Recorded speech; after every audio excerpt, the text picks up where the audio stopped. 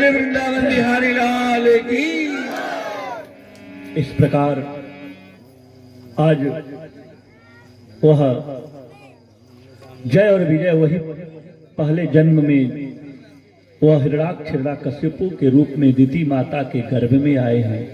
और यही कथा ब्रह्मा सभी देवताओं को सुना रहे थे और सभी देवताओं ने आकर दिति माता से प्रार्थना किया कि हे माँ, अगर आप दोनों बच्चों को बाहर नहीं करोगी अपने गर्भ से तो ये सृष्टि का प्रलय हो जाएगा, ये सृष्टि विनाश हो जाएगी सृष्टि की, आप करो।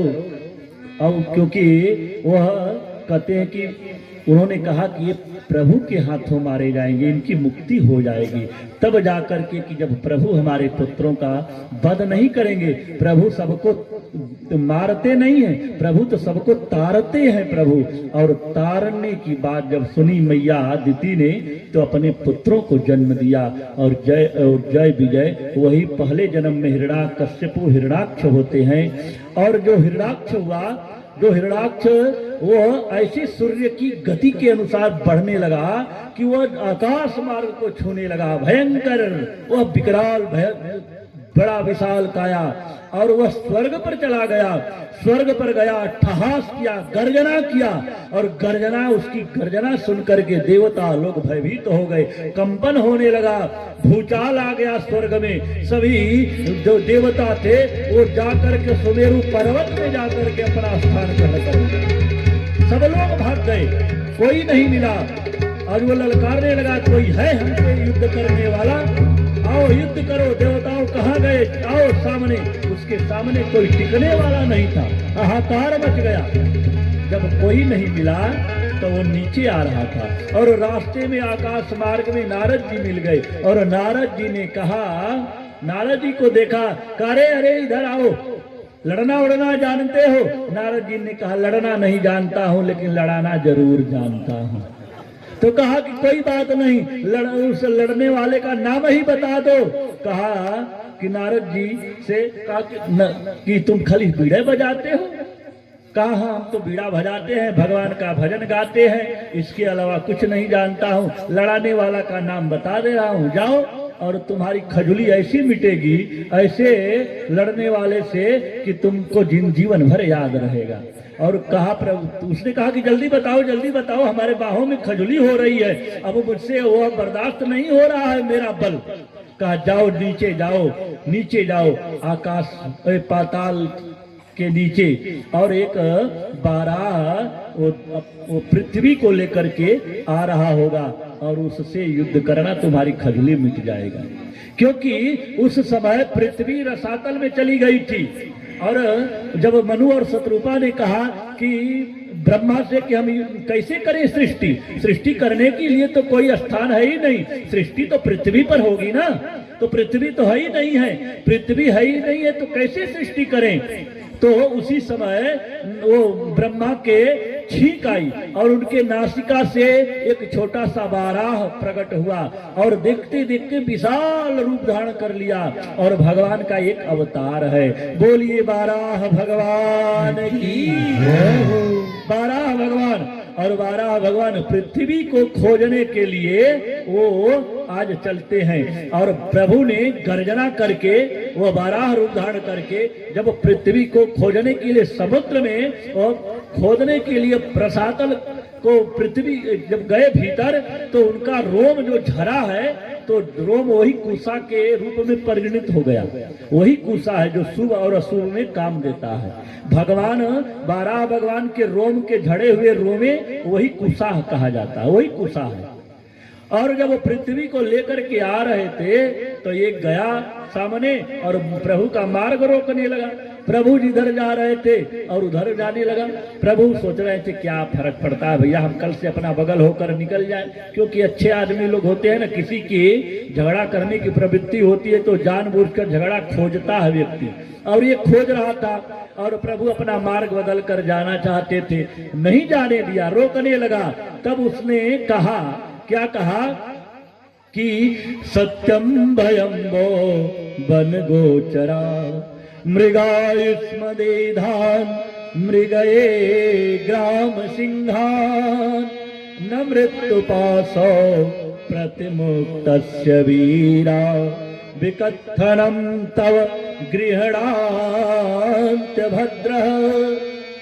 उसने कहा हिरणाक्ष ने कि अरे तुम्हारी औकात नहीं है मुझसे लड़ने की। क्यों? कहा तुम्हारी औकात क्या है? तुम जंगली सुअर सारे और मैं त्रिकालज्ञ, मैं उस कश्यप नंदन कश्यप का पुत्र, कश्यप मुनि का पुत्र हिरणाक्ष हूं। तुम्हारी हमारी सामर्थ्य नहीं है, तुम तो जंगली सुअर हो, तुम हमसे नहीं लड़ सकते। और जब जिसको लड़ना होता है ना, झगड़ा अनायास करना होता है, वो कुछ अंड बंड बोलने लगता है। अभी अभी बोलने लगा, कहा सत्यम वयम्बो, कहा कि वन का गोचर हो तुम ये सुअर हो। तब प्रभु को लगा कि अब बर्दाश्त से बाहर हो रहा है, अब इसका भी कल्याण करना है। प्रभु ने कहा कि सत्यम वयम्बो वन गोचरा, तुमने सत्य कहा कि मैं वन का गोचर हूं, लेकिन तुम क्या हो?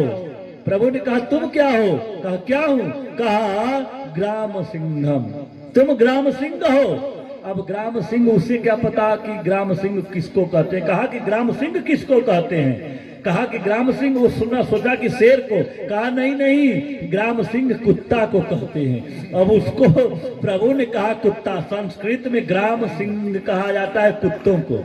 अब कुत्तों को आप देखा होगा, इस टोले का कुत्ता अगर उस टोला में चला गया तो उसको देख करके उस टोले के कुत्ता भाव भाव भौंकने प्रारंभ कर देते हैं और वो पीछे भागने लगता है। तो कहा कि तुम कुत्ता हो, ग्राम सिंह हो। जब यह समझाया प्रभु ने तो क्रोधित हो गया। कहा हमें ग्राम सिंह कहते हो, कुत्ता कहते हो? भगवान पर वार करने के लिए तुरंत तैयार हो गया और युद्ध होने लगा और भयंकर युद्ध हुआ। और युद्ध में जब प्रभु ने देखा कि अब इसका उद्धार कर देना चाहिए, देवता लोग यह दृश्य देख रहे हैं, अब सोच रहे हैं कि कहीं प्रभु क्यों नहीं मार देते हैं, इसको मार देते, नहीं तो संध्या ब्याला हो रहा है और रात्रि जब हो जाएगा तो निशाचरों का बल दूना हो जाता है। अब उन्हें भगवान पर विश्वास नहीं है, दैत्य के बल पर बहुत विश्वास है कि ये और बलवान हो जाएगा रात्रि में। निशाचर कहा जाते हैं ना, तो निशाचरों का रात्रि में और बल बढ़ जाता है। तब वो कह रहे हैं, प्रभु सोच रहे हैं कि इनको देखिए मूर्खता, इन्हें विश्वास हमारे ऊपर नहीं है, इस दुष्ट के बल पर ज्यादा विश्वास है कि और बलवान हो जाएगा। प्रभु ने एक झापड़ मारा, उसका मरणांत हो गया, उसकी मृत्यु हो गई। और जब मृत्यु हो गई तो वह देवता लोग अभी ऊपर ही हैं, ऊपर से नीचे नहीं आ रहे हैं। तब लोगों ने कहा कि प्रभु ने लगता है कि इसका वध कर दिया है। तो कुछ लोगों ने कहा कि कहीं ऐसा न हो कि अगर जिंदा हो तो फिर हम लोग जाएंगे तो लेनी की देनी पड़ जाएगा, फिर वो हम लोग को फिर हालत खराब कर देगा।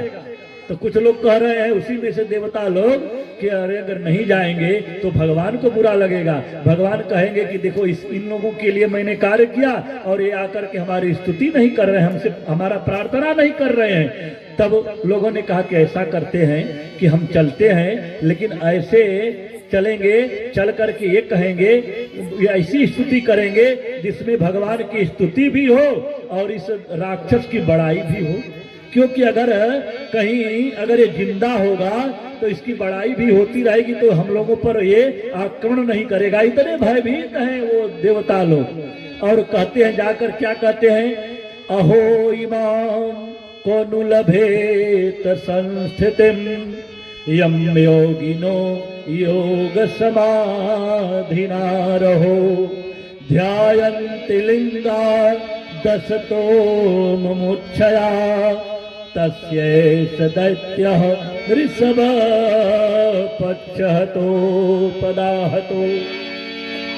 कहते हैं कि जो योगियों को भी ये मुक्ति नहीं मिलती, वो आपने इस दैत्य राज को आपने मुक्ति दे दिया प्रभु ने। प्रभु की भी बड़ाई हो रही है, इस दैत्य की भी बड़ाई, दैत्य राज कह करके संबोधन कह रहे हैं। और प्रभु ये भी दैत्यराज देखिए अभी आपको भी फटी फटी आंख से देख रहा है, आपको निहार रहा है। प्रभु यह कितना पुण्य आत्मा है कि अभी भी आपका दर्शन कर रहा है। भगवान ने सोचा कि इसको राक्षस को पुण्य आत्मा कह रहे हैं, ये क्या बात है।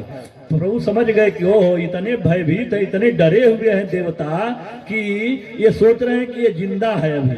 तो भगवान ने क्या किया कि वह अपने चरण से पलट दिया उस राक्षस के शरीर को। जब पलट दिया तो पलट गया, तब उनको विश्वास हो गया कि अब ये मर गया है। तब जाकर के खुल करके भगवान की स्तुति करते हैं, कहते हैं नमो नमस्ते खिल यज्ञ तंत्रे स्थितो गृहीता मल सत्वमूर्ते विष्टाय हतोयम दिष्टा हतोयम जगता मरुंदुता तत्पत्पाद भक्त्या मयमीश निर्विता।